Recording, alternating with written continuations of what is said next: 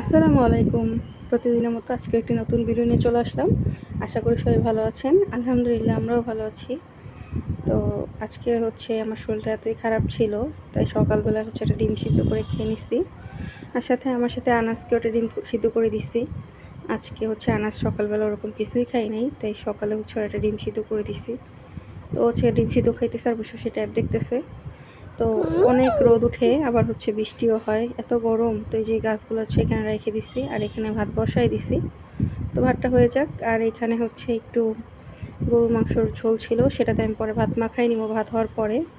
তো এখানে মাছটা সব নামাই নিছি। তো ভাত হয়ে গেছে পরে আমি কড়াইতে ভাত মাখাই নিছি। আর যেহেতু থালা বাসন সব আমারই ক্লিন করতে হয়, আমি এত ঢং করার টাইম নেই ভাই। সব কিছু যেহেতু আমাকেই করতে হবে, আর এত অসুস্থ শরীরে 2 দিন সারাক্ষণ এটা সেটা ধোয়াধুয়ি, খুবই বিরক্ত লাগে। তো কষ্ট করে কয়েকটা পটল কেটে নিয়েছি। আজকে শুধু পটল ভাজি করব আর মাছের মাথা ভুনা করব, পাঙ্গাস মাছের মাথা। ওরকম বাজার ছিল না, তো পাঙ্গাস মাছের সাথে 1 পিস মাছও নিছি, লেজ নিছি। আর এগুলো এখন ধুয়ে রাখবো থালা বাসনগুলো। তো এই যে পটল ভাজিগুলো হইতে আমি থালা বাসন ধুয়ে ফেলছি। আর এখানে মাছের পিস আর লেজটা আগে দিছি, তারপর মাছের মাথা 2টা ভাজবো।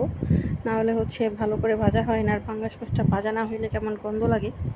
তো মাছ ভাজা হয়ে গেলে নামাই নিব। নামায় তারপরে আমি এখানে বেশি করে পেঁয়াজ আর জিরা বাটা দিয়ে মাছ ভুনাটা করে নিব। তো আসলে আদা রসুন বাটা দিয়ে আমি তো মাছ ভুনা খাইই না, তারপর তরকারিও খাই না। তো এখন এই যে মাছ ভুনার জন্য জিরা বাটা দিয়ে নিব। তো আমি একসাথে অনেকগুলো জিরা ব্লেন্ড করে নিচ্ছি। তো আসলে আগে একসাথে অনেকগুলো জিরা ব্লেন্ড করতাম না, একটু বাইটে নিতাম। তো এখন আর শরীরে কয়েকদিন ধরে অসুস্থ থাকার কারণে আর ভালো লাগে না, বাটাবাটি করতে খুবই ক্লান্ত লাগে। তো এখানে আমি একটা টমেটো দিয়ে নিছি, ফ্রিজে ফ্রোজেন টমেটো ছিল অল্প, সে থেকে একটু দিছি। তো এখন মশলা দিয়ে ভালো করে কষাই, তারপরে আমি মাছের মাথাগুলো দিয়ে দিব। তো সাথে একটু পানি দিছি, আগে মশলা কষাই নিই, তারপরে মাছের মাথাগুলো দিয়ে দিব, মাছগুলো দিয়ে দিব যেগুলো ভাজছি। তো এগুলো সব কিছু হয়ে যাওয়ার পরে মাছ টাছ দিয়ে আমি উপরে কয়েকটা কাঁচামরিচ দিয়ে দিছি। আর আজকে বাসায় ধনিয়া পাতা নাই, তাই ধনিয়া পাতা দিলাম না। তো এটা তেল ওঠার পরে আমি মাছটা নামাই নিব। তো এখানে কাপড় দেওয়ার কারণে না খুব অন্ধকার লাগে, আসলে বাইরে অনেক রোদ উঠছে, এই যে দেখতেছেন। তো এই যে আমার পটল ভাজিগুলো আমি ঢেকে রাখছি, পরে এখানে পেঁয়াজ কাঁচামরিচ দিব।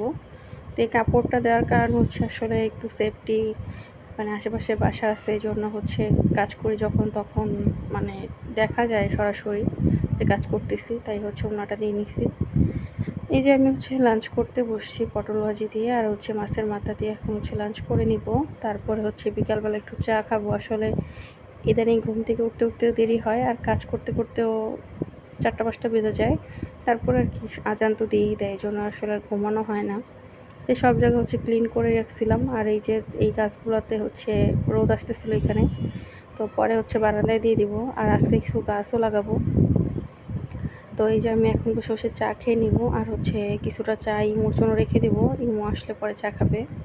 তো এখন আমার জন্য আমি চাটা বানিয়ে নিতেছিলাম, আর দেখতেছিলাম গাছের কি অবস্থা, গাছগুলো কি হইতেছিল নাকি। আসলে অনেক দিন হয়ে গেছে গাছটা লাগানোর পরেও গাছটা হয় নাই। তো ইমুকে ফোন দিয়ে বলে দিছিলাম আসার সময় ফুচকা নিয়ে আসতে, সে ফুচকা চটপটি 2টাই নিয়ে আসছে। তো এখন ফুচকা আর চটপটি বানায় নিচ্ছি, পরে খেয়ে নিব। তো এই ফুচকাটা খুব মিষ্টি লাগতেছিল, আর চটপটিতে লবণ কম হয় নাই। তো এই যে এখন এখান থেকে আমি একটা খাই দেখতেছিলাম, খুবই মিষ্টি মিষ্টি লাগতেছিল। যাই হোক, আর এখানে একটু নুডলস সিদ্ধ করে নিয়েছিলাম আমার জন্য, কারণ ফুচকা চটপটি খাই আমার পেটই ভরে নাই। তো ইমু যেহেতু আয়সা নাস্তা খাই নাই, তো ওরই সবটুকু দিছি। তো এখন আমি নুডলস সিদ্ধটা খেয়ে নেব। আজকে আর ওরকম মশলা করে নেই। তো আজকের মতো ভিডিওটা এই পর্যন্তই। সবাই ভালো থাকবেন। আল্লাহ হাফেজ।